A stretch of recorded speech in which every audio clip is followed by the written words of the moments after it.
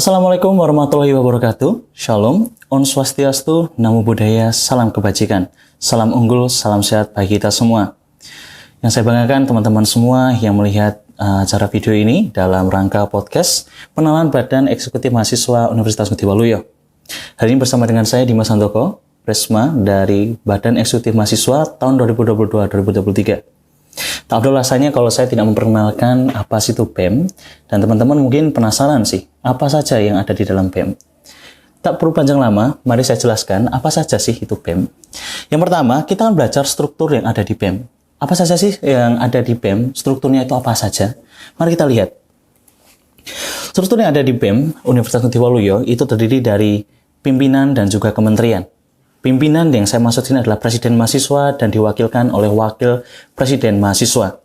Jadi, keduanya membawahi 8 kementerian. Apa saja itu kementeriannya? Yang pertama ada KSE, ada KEK, ada PO, ada PSDM, ada Advokesmahi, ada Jakaspro, ada Sosma, dan ada Medinfo. Untuk lebih jelasnya, saya akan jelaskan lebih dalam di slide selanjutnya. Maka, tonton terus sampai akhir dan tetap pantau apa yang saya sampaikan. Kita lihat, ini ada Presma dan Wapresmanya ya. Presmanya ada saya sendiri, Dimas Handoko. Saya berasal dari S1 Kesehatan Masyarakat.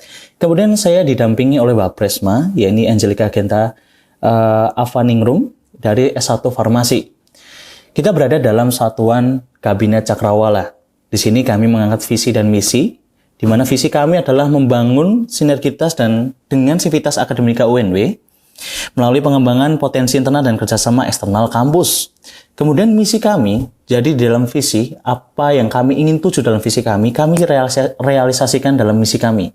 Misi kami ada 5, yang pertama adalah membangun kerjasama antar organisasi mahasiswa, guna mengembangkan potensi internal. Yang kedua adalah menciptakan iklim organisasi BEM yang solid, inisiatif, dan proaktif. Misi yang kedua ini memang harus kami kerjakan, karena kalau dari dalamnya sendiri tidak kokoh, bagaimana kita bisa memperkuat yang di luar kalau dari dalam sendiri kita nggak bisa mampu untuk membuatnya jadi lebih baik lagi. Kemudian yang ketiga adalah memperluas jaringan eksternal melalui kemitraan luar kampus. Jadi ada beberapa program kerja, salah satunya di beberapa kementerian yang melakukan kerjasama dengan BEM di luar, dan kami tergabung dalam BEM SI seluruh Indonesia, dan itu kami mengangkat usung tema dalam BEM kerakyatan. Kemudian yang keempat adalah menyediakan forum musyawarah dalam upaya memberikan solusi atas aspirasi mahasiswa. Pada masa kali ini itu banyak sekali aspirasi yang digaungkan oleh mahasiswa. Nah, perlulah wadah untuk kita sama-sama bermusyawarah untuk menentukan bagaimana jalannya aspirasi mau disampaikan. Sehingga kita menjadi salah satu insan cendekia yang menuangkan pemikiran kita bersama-sama, sehingga harapannya ada keputusan yang bisa diambil dan bisa menyelesaikan masalah yang ada. Kemudian yang kelima itu adalah mengembangkan minat dan bakat mahasiswa melalui optimalisasi aktifan organisasi mahasiswa UNW. Kita membawahi kurang lebih ada 16 UKM dan kurang lebih 18 hima kalau nggak salah ya. Ada begitu banyak sekali ormawa yang ada di UNW, dan itu kami menaungi secara keseluruhan. Jadi kami harapannya adalah dari BEM ini bisa menjadi satu wadah kerjasama seluruh ormawa, sehingga dalam satu kesatuan kita bisa membuat gebrakan yang baru untuk UNW.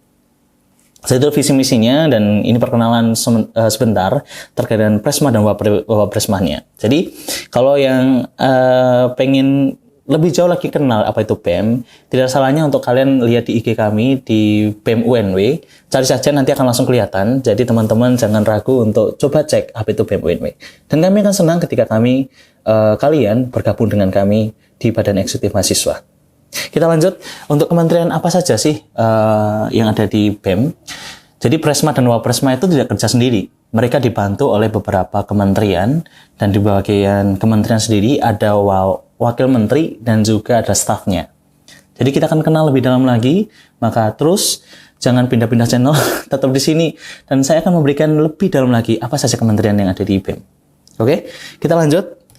Yang pertama kita kenali dulu logo-logo dari setiap kementerian yang ada. Kita ada 8 kementerian. Yang pertama ada Kementerian Sosma, Kementerian Jakaspro, yang bagian merah putih itu. Kemudian ada Kementerian PSDM, yang lingkaran oval. Kemudian sampingnya lagi itu adalah Kementerian Pengembangan Organisasi atau PO. Yang selanjutnya yang ada 3 orang itu logonya ya, 3 orang ini adalah KSE. Kemudian samping lagi itu adalah Kementerian KEK. Keuangan dan Ekonomi Kreatif. Kemudian yang sampingnya adalah Kementerian Media dan Informasi atau Kementerian Medinfo. Yang sampingnya lagi adalah Kementerian Advokesmai. Kita belajar pada tugas-tugasnya apa saja, karena penting sekali bagi teman-teman untuk mengetahui apa saja sih gerak yang ada di BEM dan bagaimana kementerian itu untuk mendukung visi dan misi yang sudah ditetapkan dan dijadikan oleh Presma dan Wapresmanya. Mari kita lihat pada tugas Kementerian BEM UNW. Yang pertama ada Kementerian Sekretaris Eksekutif. Yang pertama adalah mengelola administrasi kesekretariatan BEM UNW. Tentunya segala jenis persuratan, kemudian surat keluar, surat undangan, itu yang membuat adalah Kementerian Sekretaris atau KSE. Kemudian yang kedua adalah membuat absensi. Itu penting ketika kita melakukan sebuah kegiatan atau rapat. Jadi KSE ini berperan sebagai yang menghimpun semua data, kehadiran baik itu staf, menteri, wamen, bahkan presma atau wapresmanya.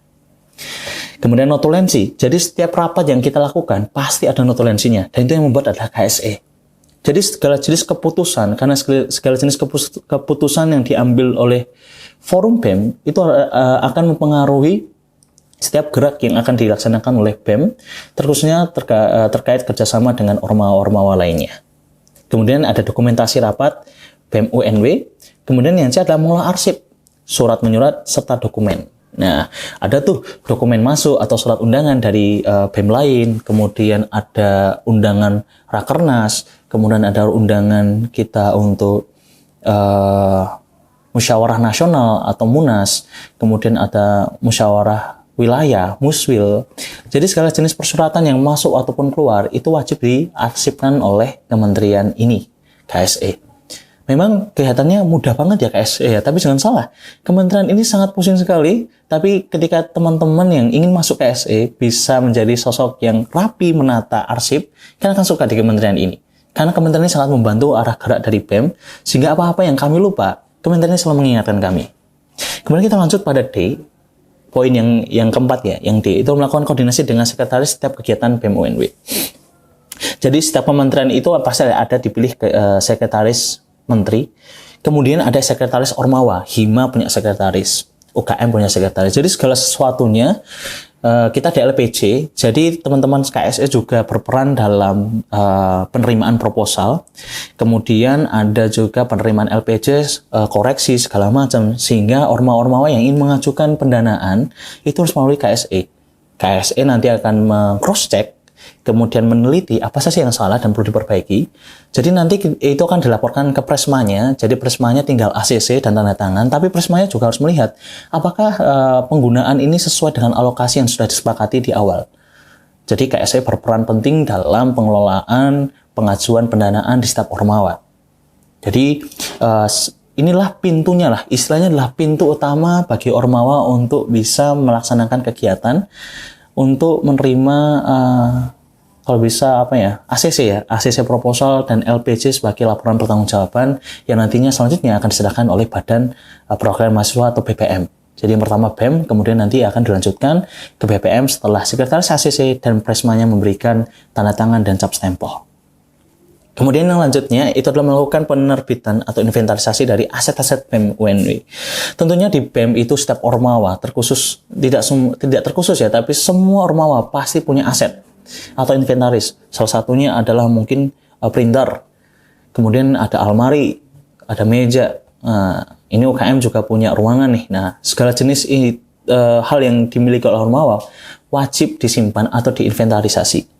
Jadi nanti ada barang rusak wajib diketahui, ada peremajaan perlu ada pemberitahuan dari KSE. Segala jenis hal yang seperti itu kementerian ini yang bergerak.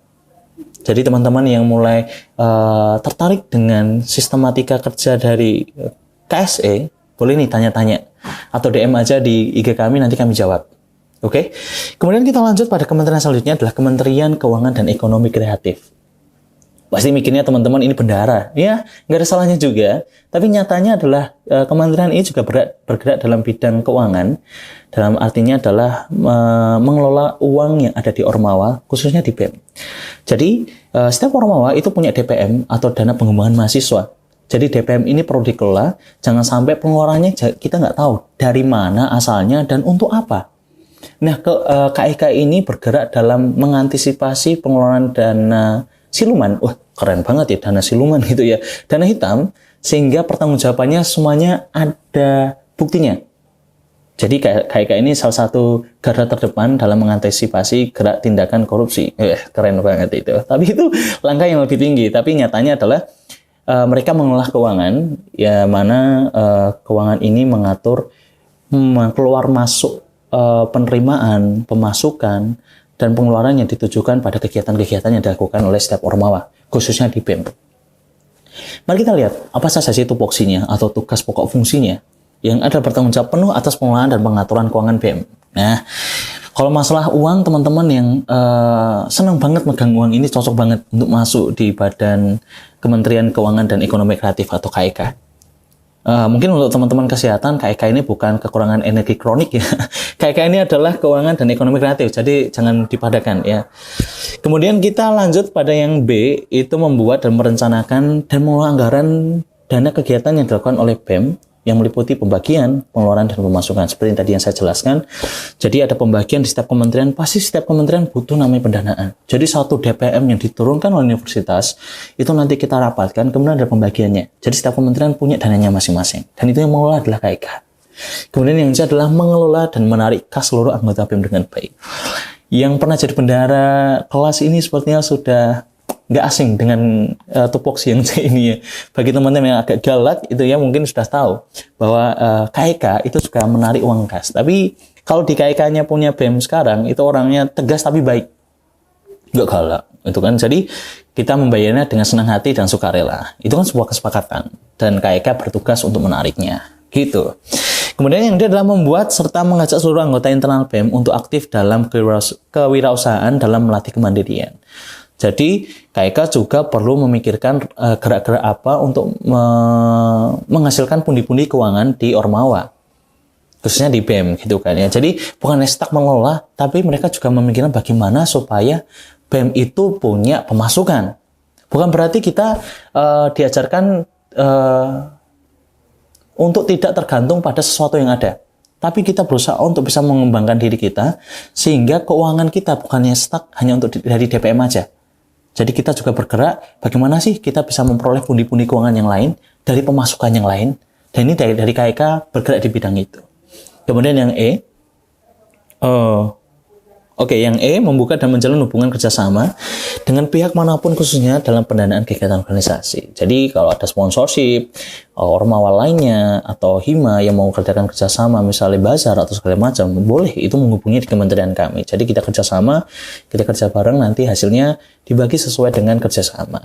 Gitu ya. Jadi teman-teman yang kepengen lihat bagaimana sesi gerak KIK, langsung aja DM kami di BEM UNW, nanti akan kami jawab oleh admin kami. Kita lanjut, Kementerian Pengembangan Organisasi. Pasti, dari kementerian itu sendiri itu bergerak dalam mengembangkan SDM di orang-orang internal di Badan Eksekutif Mahasiswa. Jadi setiap orang yang di BEM itu perlu peningkatan, tidak stuck pada satu pengetahuan. Jadi orang-orang yang ada di PO ini bergerak dalam pengembangan sumber daya manusia, khususnya yang ada di BEM. Jadi mereka butuh apa, skill apa, mereka yang mikir. Nah kita coba lihat, apa saja sih tupoksinya? Yang A ini adalah menjaga kesulitan dan keutuhan pengurus BEM UNW. Jadi kebanyakan ini ya yang suka nerima curhatan temannya itu kan ya bisa mengasih solusi, cocok banget nih masuk di Kementerian Pengembangan Organisasi. Jadi mereka ini adalah untuk menyelesaikan masalah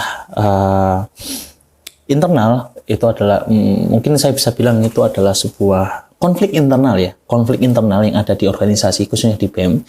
Itu mereka yang melalui, mereka yang melaksanakan, dan mereka yang mengantisipasi adanya kegaduhan atau kericuhan yang nantinya akan terjadi di Badan Eksekutif Mahasiswa. Kemudian yang B adalah bertanggung jawab atas database seluruh pengurus BEM UNW. Jadi seluruh database kami itu yang mengelola adalah pengembangan organisasi. Kemudian yang C adalah mentoring dan monitoring kinerja seluruh pengurus BEM UNW. Jadi kita ini bergerak, maksudnya PO ya, PO ini bergerak dalam memonitoring bagaimana sih setiap kementerian berjalan, apakah mereka ini aktif atau enggak sebenarnya. Jadi PO ini yang akan menjadi pengawas dari setiap kementerian yang ada. Jadi kalau biasanya kami ada evaluasi triwulan ya, di evaluasi triwulan pasti setiap kementerian akan dinilai oleh kementerian ini. Jadi teman-teman yang senang menilai temannya atau ngejudge, bukan ngejudge ya. Jadi teman-teman yang senang untuk mengawasi dan mengembangkan SDM yang ada, cocok banget nih untuk masuk di Kementerian PO. Kemudian kita lanjut pada kementerian yang berikutnya, itu adalah Kementerian Pengembangan Sumber Daya Manusia atau PSDM. Kementerian Pengembangan Sumber Daya Manusia ini adalah yang bergerak dalam mengembangkan SDM yang ada di universitas tanpa terkecuali. Jadi mereka merancang kurikulum sekolah kepemimpinan BEM UNW untuk mahasiswa UNW. Nah, sasarannya adalah mahasiswa. Kalau PO tadi sasarannya adalah anggota BEM, tapi kalau PSDM sasarannya adalah mahasiswa. Jadi bisa dibedakan ya. PO itu untuk dalam, internal. Kalau yang PSDM itu untuk eksternal, lebih lingkungan kampus. Kemudian B adalah menyalurkan dan mengembangkan minat bakat mahasiswa UNW. Setiap mahasiswa pasti punya bakat. Jadi PSDM ini menjadi wadah untuk menerima dan bisa mengembangkan apa sih kemauan mahasiswa itu, mau dikembangkan kemana arahnya. Jadi PSDM inilah jawabannya. Kemudian yang C adalah membuat dan melaksanakan desain acara di bidang seni dan keolahragaan dalam menampung dan menekan minat dan bakat mahasiswa UNW. Ini kami tidak ada hajatan besar, tapi kami belum bisa memberitahunya. Yang minta doanya saja. Yang penting PSDM ini bergerak di bidang pengembangan mahasiswa di karya bakat seni dan juga bidang keolahragaan. Biasanya kerjasama dengan UKM olahraga, UKM seni, dan juga beberapa hima lainnya. Kemudian yang dia adalah kolaborasi dalam orientasi mahasiswa baru. Jadi kepanitaan yang menjadi koordinasi utama. Itu saya nggak bisa menyebutnya utama, sorry. Saya bisa menyebutnya sebagai koordinator lah, bukan koordinator utama, bukan ya. Koordinator dalam orientasi mahasiswa baru itu dipilih dari staf atau menteri atau wakil menteri PSDM. Jadi kalau teman-teman besok ini yang atau hari ini sedang melaksanakan Okemaba atau besoknya masuk di UNW, pasti ada kementerian yang kami bergerak di bidang kepanitiaan Okemaba. Jadi kalau kalian lihat ada teman-teman yang pakai baju seperti ini, itulah dari bagian dari kami dari PSDM. Kemudian yang E, yang terakhir adalah mempersiapkan delegasi mahasiswa dan kesertakan di jenjang akademik maupun non-akademik yang mengacu pada kalender akademik UNW. Nah, UNW biasanya punya kalender akademik.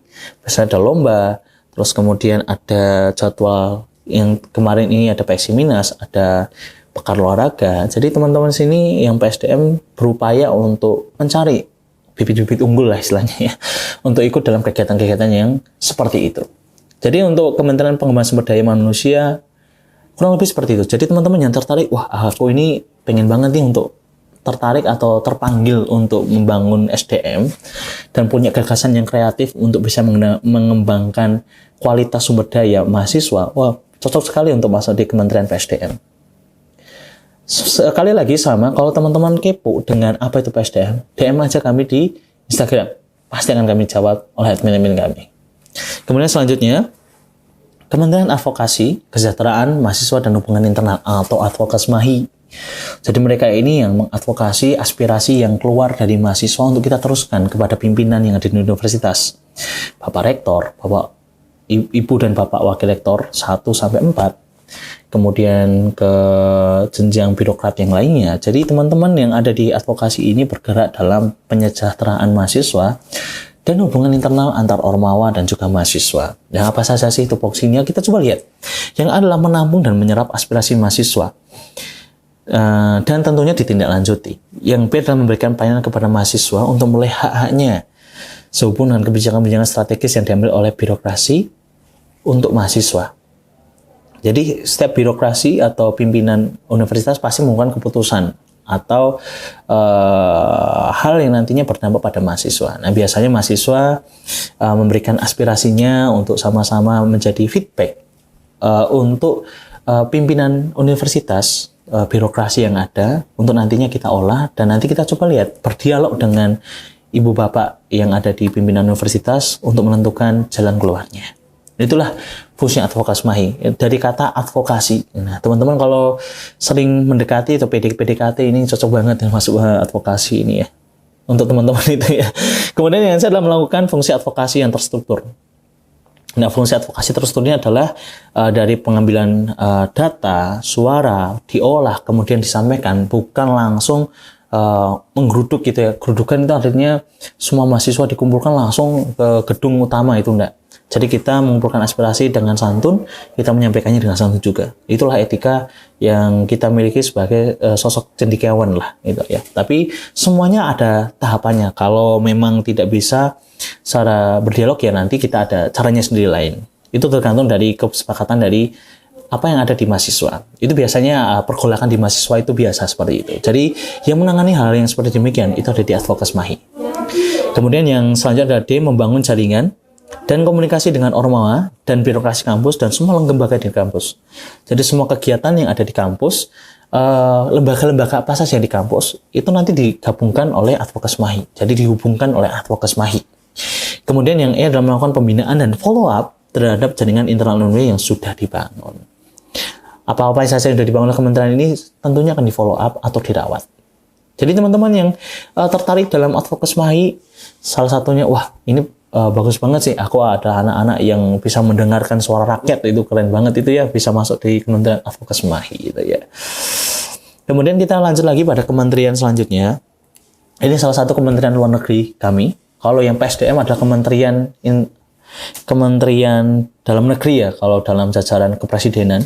Kalau di kita ada namanya Jaringan Eksternal Aksi Kajian Strategis dan Propaganda atau Jakaspro. Mereka ini termasuk dalam kementerian yang bergerak di bidang aksi dan propaganda, tapi juga Kemenlunya kami, BEM. Jadi mereka kalau ada misalnya kita tergabung dalam BEM-SI dan BEM-SERA. BEM-SI adalah BEM seluruh Indonesia, kemudian yang BEM-SERA ini BEM Semarang Raya. Jadi ada nih Konsowil, ada kemudian salah satunya adalah Muswil, Munas, dan lain sebagainya yang membutuhkan kami hadir di sana. Nah, kementerian ini yang akan kami kirim. Begitu banyak sekali permintaan untuk kami bergabung dalam sebuah ajang musyawarah. Jadi kalau kami nggak bisa hadir, Presma dan Wapresmanya, nanti kami kirim Kementerian Luar Negeri kami. Nah, apa saja sih tupoksinya? Kita lihat. Yang A adalah membuka dan menjalin kerjasama dengan lembaga-lembaga yang ada di luar kampus, baik pemerintah atau maupun dan non-pemerintah. Kemudian yang B melakukan langkah-langkah sistematis untuk menyikapi isu strategis yang berkembang di dalam kampus maupun di luar kampus. Kemudian yang C melakukan aksi dan propaganda terhadap isu yang disikapi. Biasanya ada isu hangat, dan itu perlu kita sikapi semua. Itu perlu. Yang selanjutnya adalah melakukan analisa dan kajian terhadap isu-isu strategis yang berkembang di luar kampus, khususnya kebijakan-kebijakan yang diambil oleh pemerintah daerah, provinsi maupun pusat. Jadi kita bergerak dalam bidang mengelola apa sih yang sedang diputuskan pemerintah dan berdampak pada masyarakat. Jadi kita sebagai mahasiswa juga harus berpihak pada rakyat. Itulah BEM. Jadi mahasiswa bukan hanya untuk kepentingan mahasiswa sendiri, tapi kita juga melihat rakyat. Itu dia intinya dari Jakaspro kami. Kemudian yang terakhir adalah melakukan diskusi terbuka dengan mahasiswa di tempat yang strategis sebagai salah satu sarana pendidikan politik. Jadi biasanya ada perkumpulan-perkumpulan atau audiensi. Nah, itu nanti yang bergerak adalah Kementerian Jaringan Eksternal Aksi Kajian Strategis dan Propaganda atau Jakaspro singkatannya.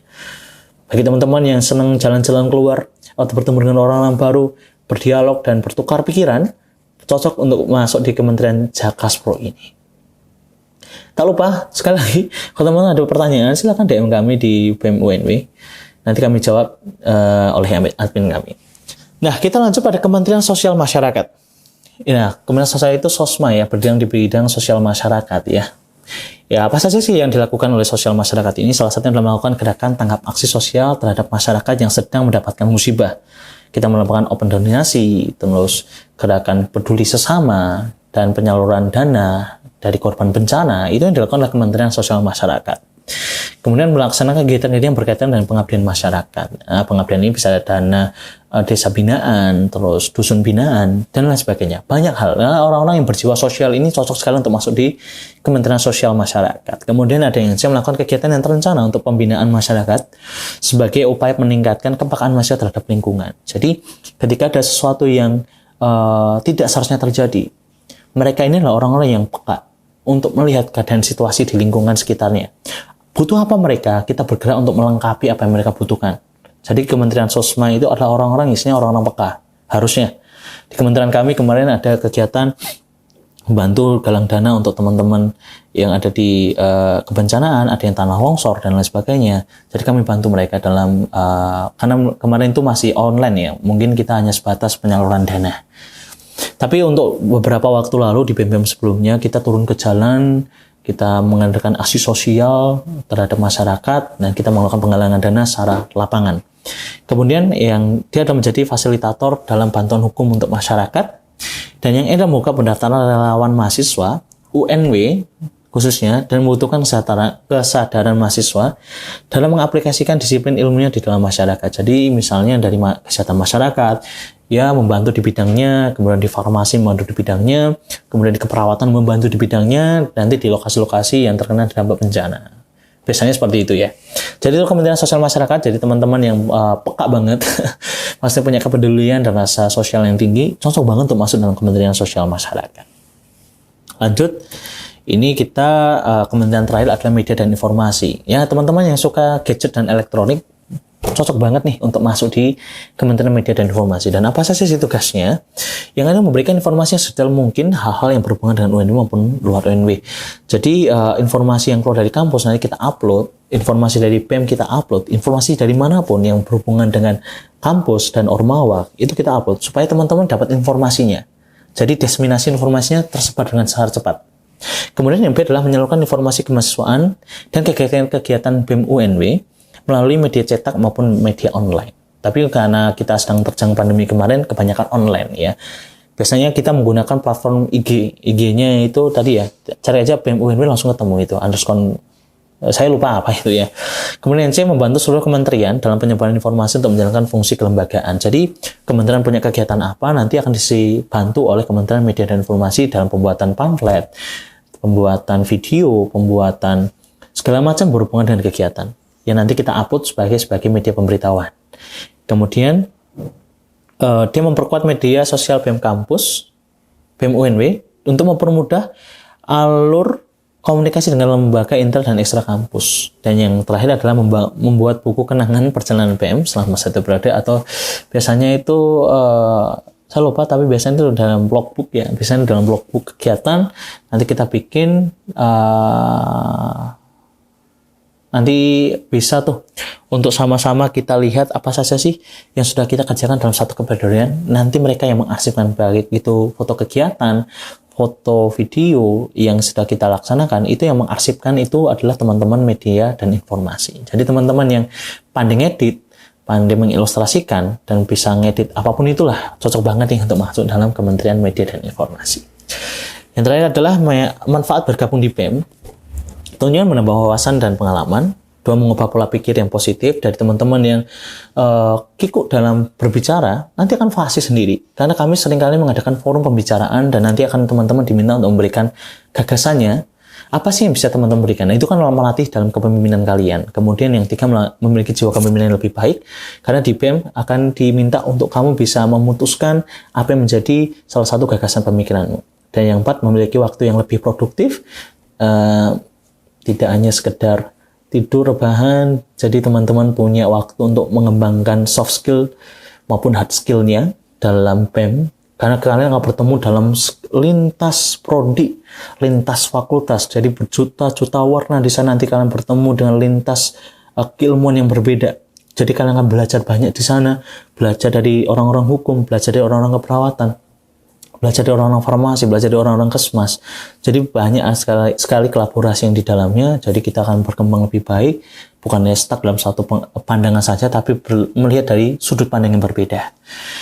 Yang kelima adalah mengembangkan soft skill seperti yang tadi, leadership, problem solving, communication skill, teamwork, dan analytical dan critical thinking. Jadi ada manfaat untuk kita bisa kritis dalam menanggapi masalah, analisa masalah, kemudian komunikasi skill yang saya miliki sekarang itu buat dari saya mengikuti organisasi.